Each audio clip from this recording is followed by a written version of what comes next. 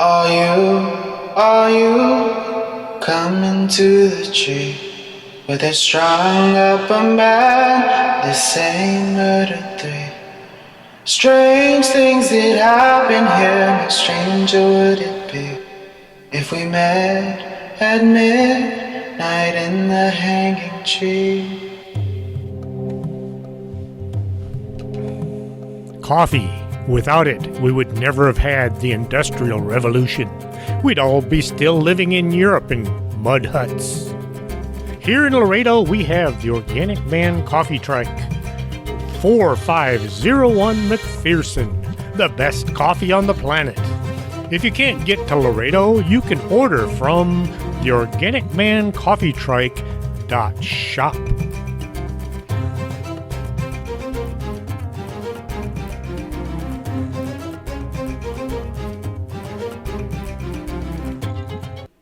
Welcome to the show. I'm your host, Chris James, and I am having some really strange things when it comes to these videos. This is the 5th time I've tried recording the show on video, and, well, the last 4 times, strange things have happened. At about 12 minutes into this video, I'm going to be editing the last part of the show onto the first part, so you might notice a little confusion, maybe a glitch in the video. Hopefully everything will work out okay.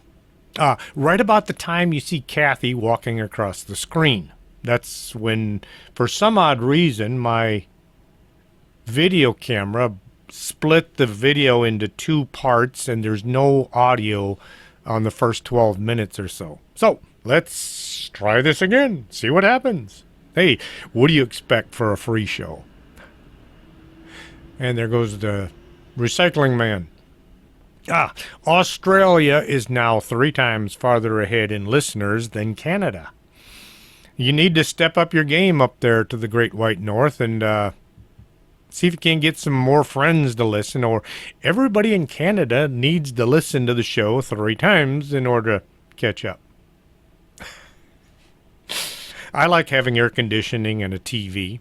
I'd feel lost without them. My soft bed is great at the end of a long day. Years ago, I did live in a house with no electricity. It was a long time ago. I was 18 at the time, and I wasn't making enough money to have a decent place, and so I lived in this shack. Hey, but I survived. Never going to do that again, I hope. Rough conditions. Some people prefer to live that way. Some people prefer to live almost like animals. One of the earliest accounts of a feral human is the tale of a strange individual who came to be known as Wild Pete. 1724, some hunters in a rural area near Hamelin, Germany, were startled to see a boy emerge from some thick woods on all 4s. He was naked, and he was covered with brownish black hair. He looked to be about 12 years old. Once the hunters were back in town, the story of the wild boy was added to by others who had seen him as well. The boy had been seen hunting and digging for food, but nobody knew who he was or where he came from. They all said that if they got too close to him, he would growl like a wild animal and then run away on all 4s. Folks like a good challenge, and the hunters made it their mission to try and capture this boy. Eventually he was captured, and they showed him to King George I, who was in the area visiting Hanover. The king was fascinated by this strange child who seemed to display no knowledge of speech, walked on all 4s, snarled and growled, and would eat only raw vegetables and meat. As one of his favorite things was birds that he would catch and bite the head off and then gobble them down. King George was so fascinated by this young boy that he had him shipped off to England to be studied and poked and prodded by the boys in the white lab coats. Upon his arrival in England, 1726, that he became known as Pete the Wild Boy, or simply Wild Pete.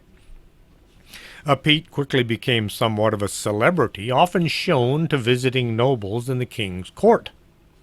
With little to hold people's attention, anything out of the ordinary was to be shown off as a subject of interest. People would flock to gawk at him as he scurried about on all fours and generally acted like a wild animal. He's said to have no interest in table manners. He also slept on the floor and was known to constantly try and steal things from people. Wild Pete also displayed an almost superhuman acute sense of hearing and smell. Attempts to educate Pete fell by the wayside. He was unable to be house-trained either, which meant when it was time to go to the bathroom, he simply went. The folks living in the palace had to clean up after this boy all the time. Yuck. He refused to utter a single word, and he refused to eat cooked food.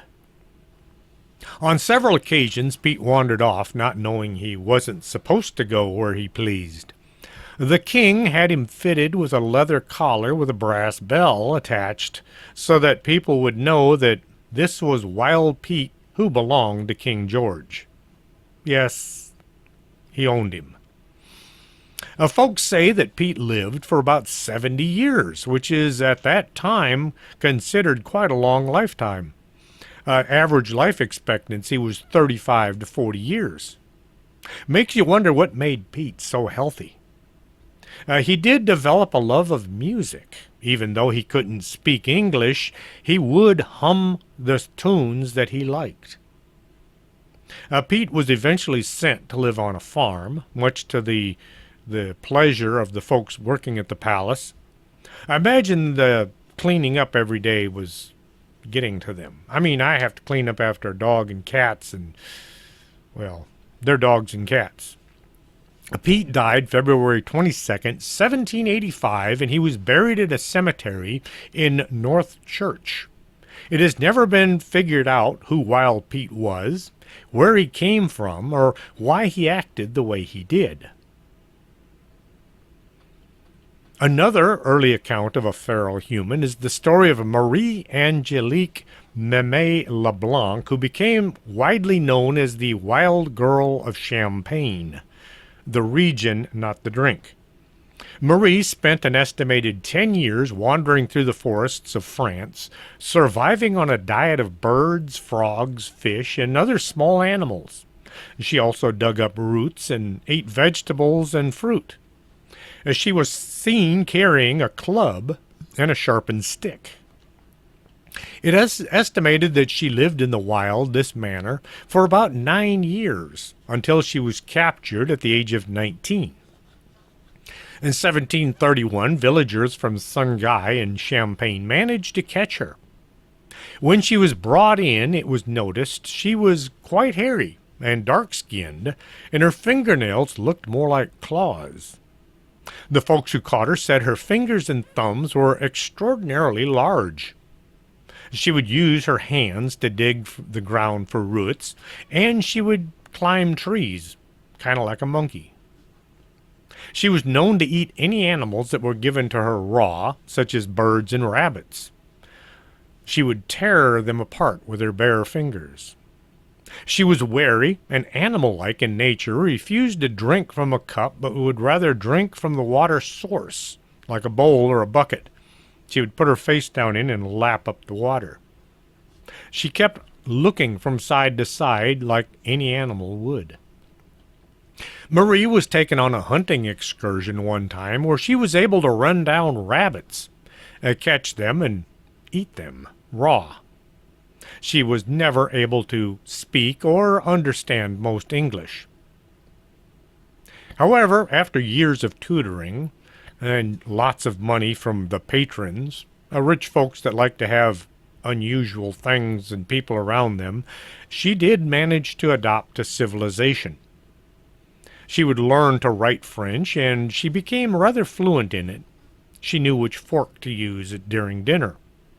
For a time she became a nun, but then she returned to her rich patrons. Eventually she died rather well off in Paris in 1775 at the ripe old age of 63. 1787, sightings began to come in of a naked boy, about 12 years old, wandering through the woods near Avaron, France.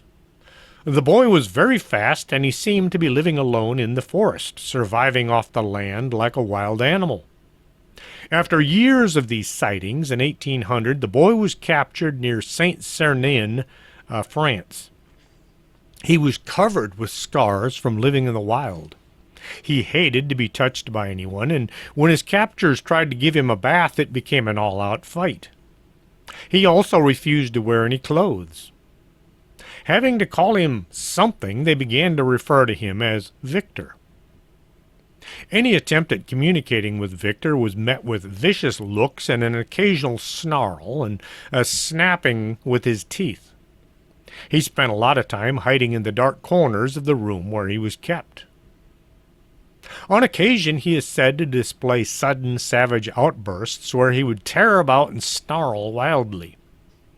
He showed extreme resistance to the elements, and in one instance, a visiting biologist experimented by putting Victor in the snowbank naked.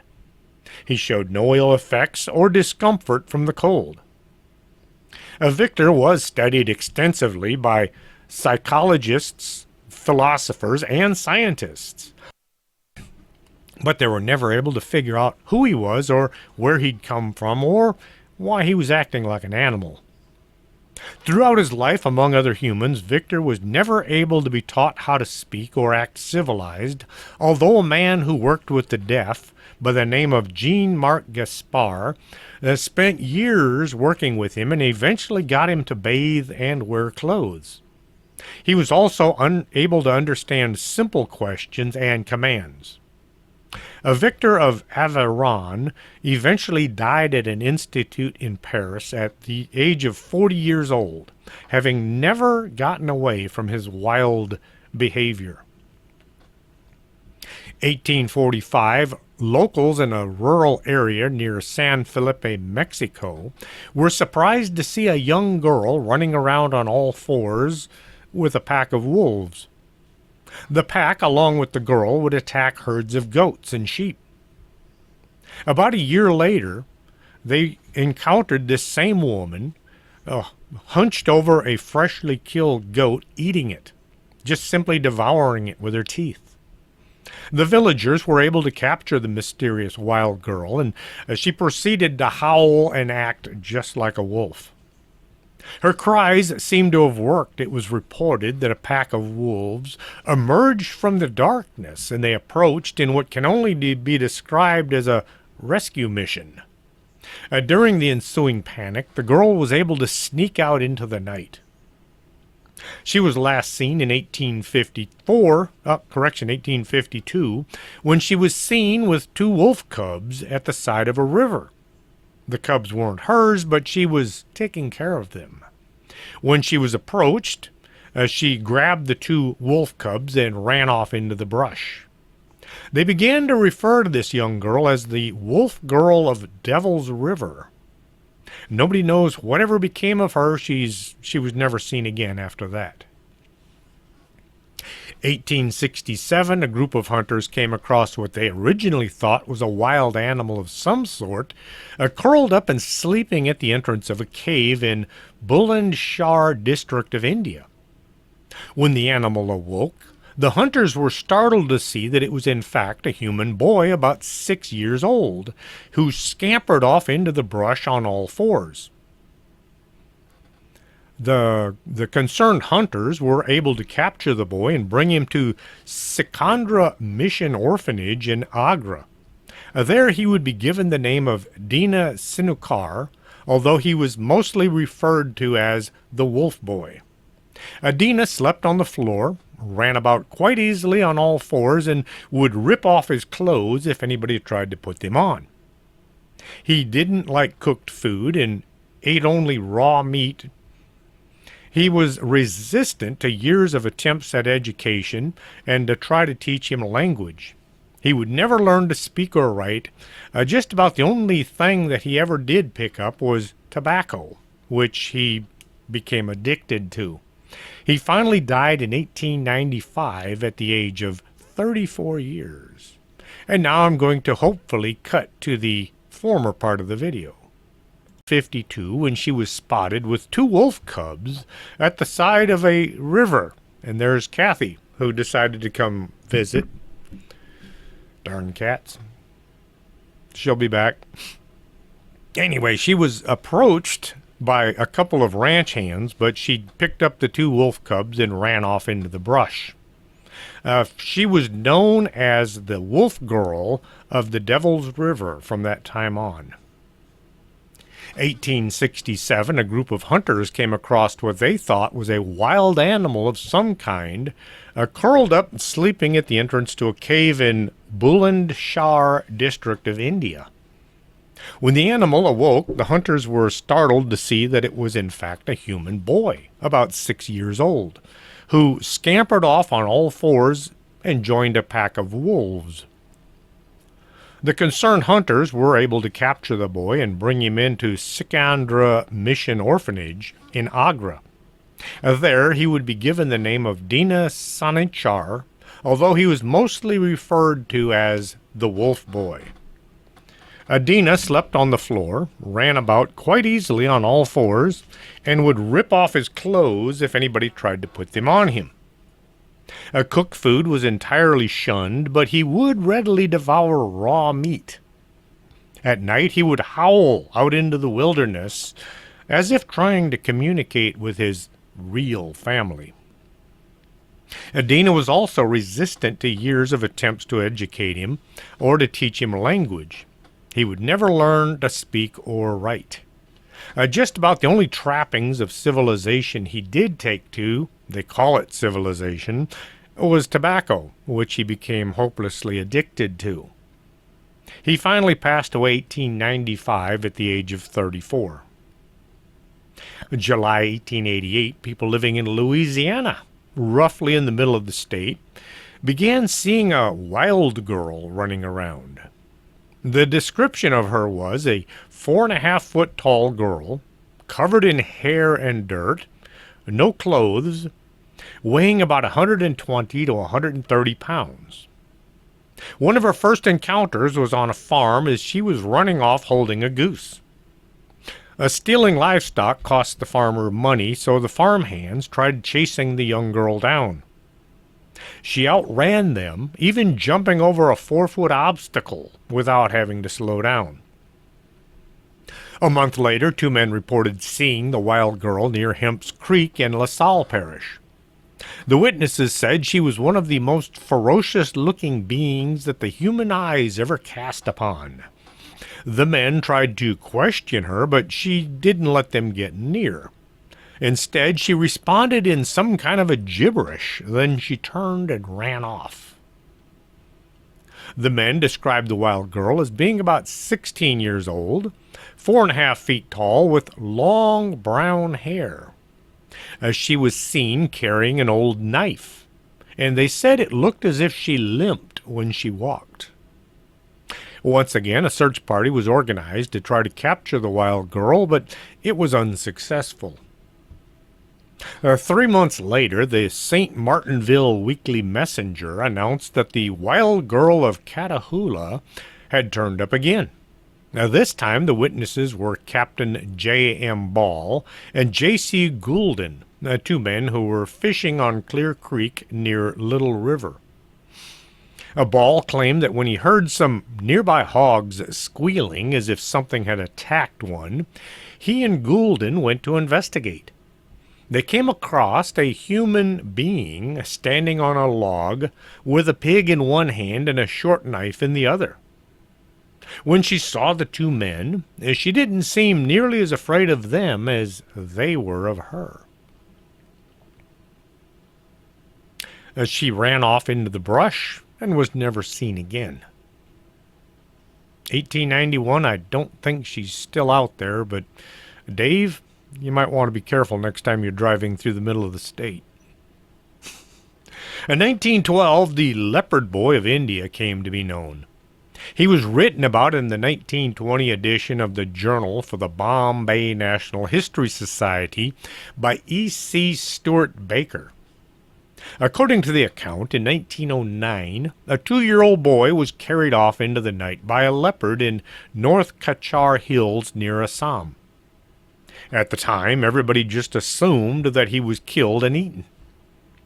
3 years later, hunters killed a leopard in the jungle and they found it had offspring, one of which turned out to be a 5-year-old boy. It was ascertained that he was the child who'd gone missing, and he was returned to his family. He was now a bit less human than when he had vanished. The leopard boy ran about on all fours, as fast as an adult human could, and he could dodge around bushes and trees and other obstacles with fluid, animal-like motion. On his knees were rough calluses, and his toes were bent up almost at a right angle. His hands and feet were also covered in very thick skin. The boy could not speak, but instead issued guttural growls and snarls. He would lash out trying to bite or fight with anyone who came close. He had a disconcerting habit of running about the village, killing chickens with his teeth and eating them raw. He refused to go anywhere near cooked food. The leopard boy would eventually learn to speak and walk upright, but he would never adjust to his new home, and he would never act completely human. He eventually went blind from cataracts before he died.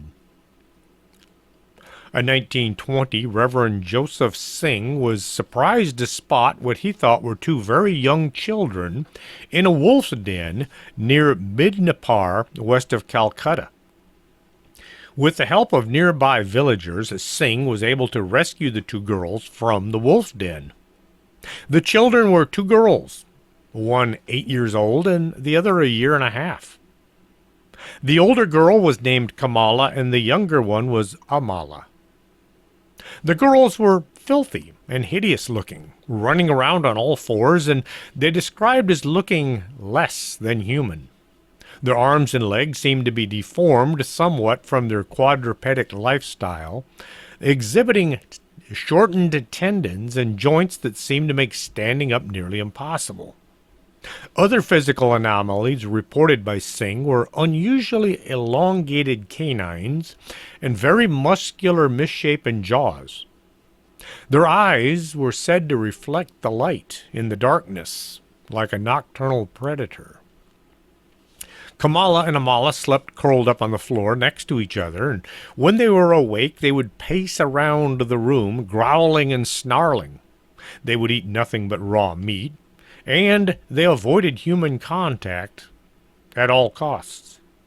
They were mostly nocturnal, had terrific night vision, and they displayed incredibly acute sense of smell and hearing. Although they were always naked, the children seemed to show no discomfort in the cold, and they showed no emotions towards anyone or anything. At night they would constantly howl like wolves. They possessed no ability to speak or even understand what was said to them. Amala didn't last very long in this new environment. She wound up dying from kidney infection September 21st, 1921. Kamala showed no mourning or emotion on the passing of her companion. She did eventually become a little more approachable, and she learned to walk upright. She would revert to all fours any time she wanted to get somewhere in a hurry. She learned about 50 words, and she gained a rudimentary understanding of what was said to her. She would eat cooked food on occasion, but she preferred raw meat. She eventually died from tuberculosis November 14th, 1929, at the age of 17. In 1937, a man named George Morans visited an insane asylum in Bursa, Turkey, where he was introduced to a girl who was raised by bear. The story goes that hunters had shot a bear only to be attacked by what they thought was a wood spirit. It turned out that the wood spirit was a young human child who displayed decidedly bear-like mannerisms and vocalizations. She was described as being very well built for her age and extremely vicious. As well as refusing cooked food, she slept on the floor in the corner. Villagers of the area in which she was found said that a bear had carried a 2-year-old child off of 14 years previous, and it was widely believed the girl in the asylum was the same person. In 1954, a 5-year-old girl named Marina Chapman was kidnapped from her village in a remote area of Colombia. Her kidnappers later abandoned her, leaving her for dead in the jungle. As she was adopted by a group of capuchin monkeys who she lived among for the next 5 years, eating berries, roots, fruit, anything that they ate. She learned to sleep in the trees, and she moved about climbing on all fours just like a monkey. She would play in the trees with them, and they would groom each other. When she was found by some hunters in 1959, she had mostly lost her ability to speak, and she behaved more animal than human. The hunters sold Marina to a brothel. She eventually escaped from there and went to living homelessly on the streets. Later on, she was adopted by a family and eventually took to working as a housekeeper before moving to Bradford, Yorkshire in the UK, 1977. She would go on to be married and have children of her own. Marina Chapman would co-author a book with her youngest daughter, Vanessa James, no relation to me, who chronicled her feral experiences in a book called The Girl with No Name. In 1960, anthropologist Jean-Claude Auger was on a journey across the Sahara Desert when he heard from the nomads there was a feral child not far away. Auger went to investigate and said he saw a naked child galloping among a herd of gazelle. This mysterious boy was said to have mostly darted about on all fours, but on occasion he would stand up on his hind legs to look around. The wild child was claimed to react and twitch his ears and facial expressions in a manner very similar to the gazelle with him. He seemed very jumpy and wary of predators. He was observed feeding off the grass and the roots with his teeth, just like the animals he was with. Auger was unable to get very close to the Gazelle Boy, and attempts in 1966 to capture him with a net from a helicopter met with failure. The mysterious Gazelle Boy was never captured, and it is unknown where he went to after that. In 1972, a boy of about 4 years of age was found playing with a bunch of wolf cubs in the forest of Muzaffarkhana, about 20 miles from Sultanpur in India. His skin was incredibly dark, practically pitch black, and his hair was thick and matted. His knees and elbows and palms were covered with rough calluses. His nails were long like claws, and his teeth were supposedly sharpened to points like fangs. Now, you might not think that would happen unless, say, the boy chipped a tooth, which would make the ends very pointy. The boy readily bonded with dogs and jackals, but would not let humans approach him. He would eat only live poultry, which he would catch and tear apart with his teeth. He showed a particular liking for drinking their blood. The boy, who had become known simply as Shamdeo, was nocturnal. He never managed to walk upright. Shamdeo eventually did learn to eat cooked food, and although he never spoke, he was able to pick up a few words. 1978, he was renamed Pascal, and he moved to the Mother Teresa's Home for the Destitute and Dying in Lucknow, where he would spend the remaining years until his death in 1985. An 8-year-old boy named Sujit Kumar was found in Fiji in 1978, flapping his arms like they were wings and clucking like a chicken. When he was brought in for examination, he ran about acting like a bird, squatting atop chairs as if he were roosting, and he would peck at his food rather than use his hands to eat. He seemed unable to hold a spoon. He didn't speak, but rather he made a clicking sound with his tongue. It was later discovered that his parents had locked him in the chicken coop at a very young age. His mother had committed suicide and his father had been murdered. He was adopted by his grandfather, who continued to keep him locked in the coop. In his years confined with the chickens, Sujit had learned to act like them and mimic their behavior. He was eventually adopted by Elizabeth Clayton, and he learned to speak and act mostly human.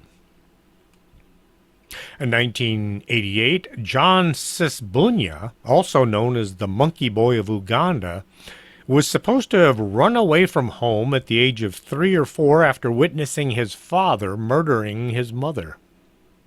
In 1991, he was found living among a group of vervet monkeys by a woman out collecting firewood. Like many other cases of feral children, John displayed the same sort of behavior as the animals he was living with. In this case, he was acting like a monkey. They're climbing like one, eating only the food that they ate, such as roots, nuts, and things, and avoiding human contact. He was unable to speak, but instead he chattered like a monkey. His knees and elbows were heavily calloused, his nails had grown long, and he was very hairy. Now you might wonder about these kids being reported to be very hairy. Way back when I broke my left arm, they slapped a cast on that sucker, and I had to wear it for, I think, 6 weeks. When they finally cut the cast off, the hair on my left arm was really long and really thick, and it looked really gross. Plus, it smelled horrible because it hadn't been washed in 6 weeks. But for about a couple of days, I had really long hair, thick long hair on my left arm. So maybe that's why these kids would grow long hair all over their bodies. Unlike many feral children, John was ultimately able to learn human language, and he became a rather good singer, singing with a group called the Pearl of Africa Children's Choir. In 1991, 8-year-old Oxana Malaya was found living among dogs in Ukraine. As a toddler, Oxana had been confined to the dog kennel behind the home by her neglectful and abusive alcoholic parents. For 6 years, Oxana lived among the dogs with little or no human contact. As a result, she was raised like a dog, with hardly any human attributes, as she picked up many of their habits and mannerisms. When she was found, Oxana walked about on all fours and panted with her tongue hanging out, just like a dog. She would bare her teeth, snarl, and bark when approached. Oxana could not speak other than 2 words, yes and no, but rather mostly she barked like a dog. She sniffed at her food before she ate it, and she would never use her hands, but just stick her face down in the bowl and gobble up the food like a dog. She has also developed extremely acute sense of smell, sight, and hearing.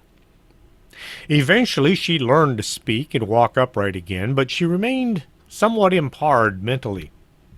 She currently lives in a mental institute in Odessa and is charged with taking care of the faculty's farm animals. Found by social workers in Russia in 2013, Medina was a 3-year-old who had spent her whole life raised by a pack of feral dogs. When she was found, she was naked. She ran around on all fours and barked and snarled at her rescuers. She also only knew 2 words, yes and no. When Medina was examined, she was found to be physically healthy, and she was quickly picking up language, and they believe that she will eventually revert to her human character after a while. In 2007, a grown woman of about 27 years of age was caught as she was trying to steal food in a remote village in Ratanakiri province in Cambodia, as she was completely naked and ran around like an animal. It was later found that she was the daughter of the village policeman, who recognized her from a distinctive scar on her arm. The girl, named Rocham P'ngieng, had gone missing in 1988 when she was 8-year-old and her sister was 6 years old. They were out tending the water buffalo. They had been presumed to have gotten lost in the jungle and died. Rocham was practically unrecognizable when she was found. She was filthy, covered with scars, and her hair was a matted mess. She couldn't walk upright, but rather on all fours, and she was unable to speak, but she did resort to gestures and grunts. The only words that she did know were father and mother. Over the next several years, she did learn to bathe and dress herself, but she quickly would tear her clothes off at a moment's notice, and she was very picky about what she would eat. On occasion, she would wander away from the village, and show back up maybe a month later. Eventually, she did learn to speak some words of her language, and she did pick up a few social skills, but she was never completely human again. Kids getting abducted and raised by animals is kind of hard to imagine, but yet there are so many stories out there that say that this does happen. There are also stories of people who have moved away from society to live their lives the way they want. You could say they act like animals, or maybe just a different kind of normal. Society makes the rules, but who said society was right? A couple of guys, one white guy and an Indian, Feather, not Dot, were doing some construction in Grayson County, Virginia.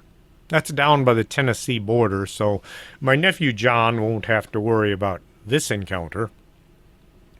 Once the work was done for the week, the Indian worker suggested they go visit a cousin of his who lived in the woods. He had an old-style one-story cabin with an outhouse and a hand pump for water. No electricity, no modern conveniences. This guy was a member of the Pamunkey Nation. The white guy was wondering why all the outbuildings had locks on their doors and the trash was kept in a wooden box with a lock as well. He figured it was to keep the bears or wild animals out of everything. The cousin had shot a deer and he cooked some meat and some vegetables for the visitors. For some odd reason, when we cook out in the woods, everything seems to taste better, as if the wilds imbibe the food with some magical ingredients. We can take the same food and cook it at home, and it doesn't taste nearly the same as when we cook it out on a camping trip. Once dinner was finished, they sat in the cabin talking about nothing. You know, the usual after-dinner conversation. As they sat there, the sound of footsteps could be heard up on the roof. The white guy just sat there looking up at the ceiling, but the two Indians leaped into action. One grabbed a shotgun, and the other one grabbed 2 walking sticks. They both bolted for the door. Once outside, the guy with the walking sticks began yelling and waving the sticks in the air. The guy with the shotgun waved it over his head, yelling. Well, the white guy sitting inside watching this thought they were just messing with him. He did follow the 2 out the door, and he discovered they were serious. In the yard were several wild-looking individuals. One was in the process of tearing meat from the deer carcass with his bare hands. The other was perched on the roof of the outhouse as if on the lookout for the people from inside. These creatures barely looked human. One had long, stringy white hair that hung down and was tangled in with his beard. There was some clothing, but it was all just rags and dirt mixed in. The other looked to have brownish hair, but it was so dirty the observer wasn't certain. The two Indians were yelling and swinging their weapons at the wild men, but they refused to leave. They made growling sounds and aggressive-looking gestures. Finally, the guy with the shotgun fired into the air over the wild men's heads. This got their attention, and they both took off running. As the wild men were running away, the white guy heard the sound of footsteps over his head. It would appear there was a third member of the group. Once the wild men were gone, the three men went back inside. The white guy wanted to know what the heck was that all about. He was told these creatures live out in the woods, and there's a bunch of them, and it's a very bad idea to actually shoot one. That's why all the yelling and waving things in the air. The locals call these men the Tree People. No one knows how many there are, just that over the centuries people have wandered off into the woods and somehow managed to survive. As a few more joined the wild men, they grew into a tribe of sorts. They lived by hunting with their bare hands or stealing food from the farmers living around them. For clothes, they would take anything out on the line that was drying and wear it until it was gone. Everyone living in the woods knew these creatures were there and not to harm them. There are stories of wild men kidnapping children from time to time, but the authorities are kind of lumped into the same category as the Tree People. Not to be trusted, just to be lived with. Folks living in big cities doing their traveling by air have no idea what wilderness looks like. There are parts of the country with dense woods and few inhabitants. Just look at the Smoky Mountains. My wife and I have been there a few times. We stick to the well-traveled trails and roadways. There are parts of the mountains nobody ever gets to because there are no trails and no reason to go there. People do once in a while take a walk on the wild side and try exploring some of these areas. Some of them are never seen again. The theory about feral people inhabiting the Smoky Mountains is not specific just to that area. It's something with ties to national parks all across the United States. There are varying concepts to this theory. Many of them claim that these feral people are cannibals, and that's why so many folks go missing in the national parks each year. If you ask the Park Service about wild men in the park, they will rush to deny it. Nothing to see here. This is their policy, kind of like how they will shy away from any mention of people going missing, as in the Missing 411 books by David Paulides. The parks rely on visitors to keep the gates open and the money flowing. The folks who actually work there are not to blame. It's those in charge. The ones you never see or talk to. They make the policy, and one policy is nobody vanishes from the national parks, and nobody is living out there in the wild. The theories of the feral and wild people living in the Smokies has been around for centuries.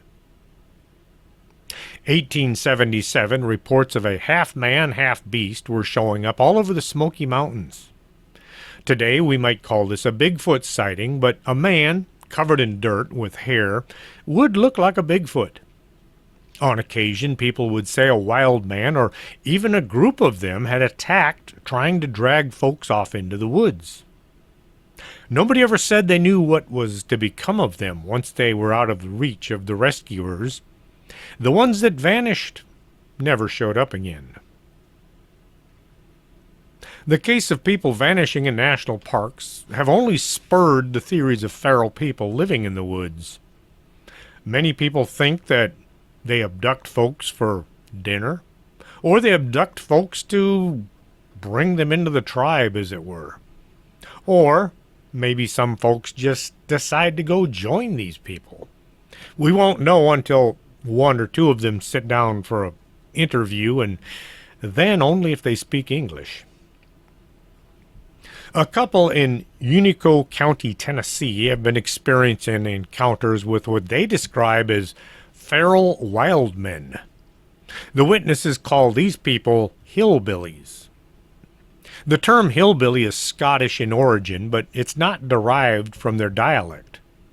In Scotland, the term hill folks refers to people who prefer isolation from greater society. A billy means comrade or companion.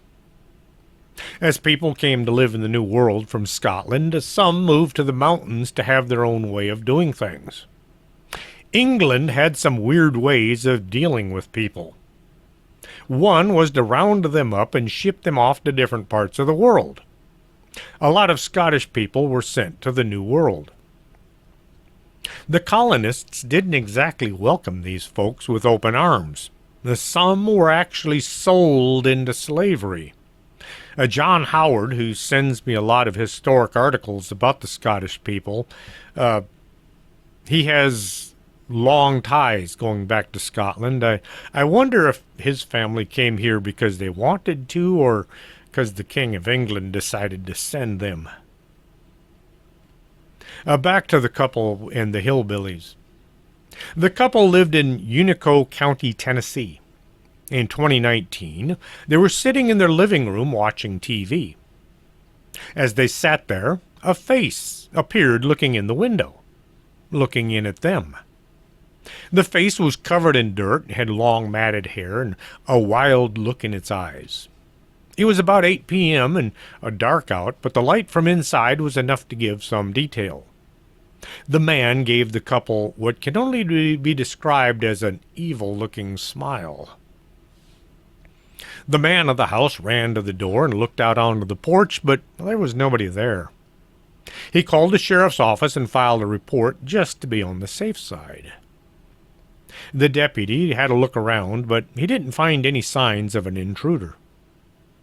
That night, as they lay there in bed, the couple heard maniacal laughter coming from outside. This time the man went out to the porch with his pistol and he fired a few rounds overhead. As the sound was reverberating, two wild-looking men came running from behind a shed and took off into the woods. This pair had long hair and beards. Their clothing was torn and filthy. The man was pretty sure they were both men. The couple didn't get any sleep that night. About a year after this incident, the woman had returned from the grocery store. As she was unloading her vehicle, she glanced up into a tree and she spotted one of the wild-looking men standing on some of the branches. The guy looked like one of the pair from the last year. She jumped in her vehicle and drove into town, going to her husband's office and refusing to go back to the house until he was with her. Filing a report didn't seem to do anything. The deputies can only look for clues, and if there are none, it's time to go elsewhere and do something else. If it were me, I would say buy more guns and do some shooting out around your property. Let the wild men know that you're armed and you can shoot. Maybe install a few game cameras around as well. The couple say they still see these wild men hanging around their property from time to time. Sometimes it's just a fleeting glimpse of one or two of them in the woods, and on other occasions they see them standing, staring at the house for unknown reasons. A man who works as a trip guide had a weird encounter. His job was leading hikers to the top of Mount Stringer in North Carolina. This trip is not for the novice. He took a bunch of kids up one day. There were 8 kids and 1 other adult. The trip was to include an overnight camping trip. Everything went as planned on the first day. They made the summit and set up their camp. A bunch of tents. As the sun was going down, the kids were all exhausted from the hike, and so they settled in for the night. The other adult did the same. The guide had hung his hammock between 2 trees, and he was laying there facing the trail. He decided to catch up on his reading before calling it a night. Using a headlamp, he took in a few pages, and Then, when he decided it was time to turn in, he turned his lamp off, and that's when he caught motion on the trail leading to their campsite. It looked like a man was walking up the trail towards them. There was just enough moonlight to see this guy didn't have any kind of equipment on his back. There was no backpack and no shoulder bag. This guy wasn't using any kind of a light to see his way. Moonlight, you still need a light to avoid roots and rocks. This guy walked as if he knew the ground quite well, or maybe he could see in the dark. Once the man was close enough to be able to see the campsite, he squatted down next to the trail. This got the guide's full attention. Hikers don't act like this. If you walk up on someone else's campsite, you leave, or you move to the open side of the campground and set up your gear. You don't sit in the dark watching other people sleep. That's creepy. The guide was now thoroughly unsettled by this, so he kept a watch on the trail to see what this intruder might do. The other man just sat there watching the campsite. He didn't move around or fidget with anything in his pockets. Hikers don't act like this.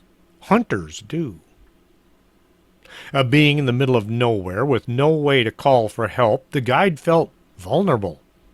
He sat and he watched to see what might happen next. The watcher stayed in one place until about 3 in the morning, never moving, never stretching, just sitting there watching the campsite. Finally, he stood up and he gave the campsite a long, hard look. He turned and began walking off down the trail, still in total darkness. The next morning, there was no sign of this weird person or what he'd been doing. There have been lots of sightings of wild men by hikers. Most are simply seeing a disheveled-looking person in dire need of a bath sitting or standing nearby a trail. Any attempt at communication is met by blank stares, and the wild-looking person shuffles off. Most of the kids who went feral were simply trying to survive using whatever the animals with them passed on. Who knows what might happen if a person is taught to kill and eat others in order to survive. When I go camping, I carry a gun.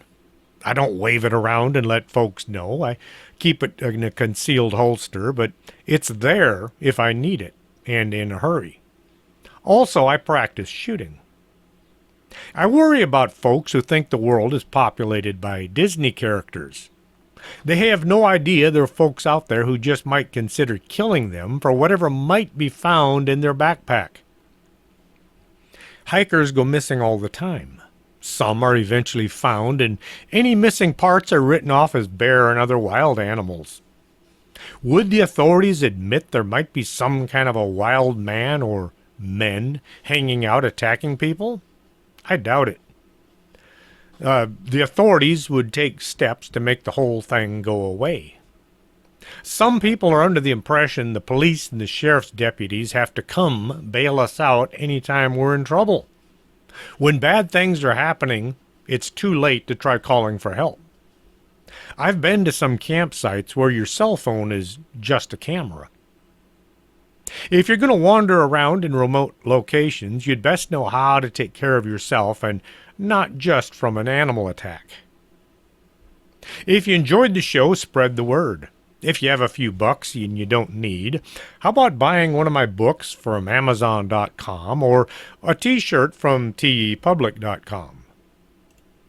The video is going to be a little bit shorter than the audio because, well, like I said, I'm having to record this for the 3rd or 4th time, and, well, I kind of got in a hurry because I wanted to finish up for the day.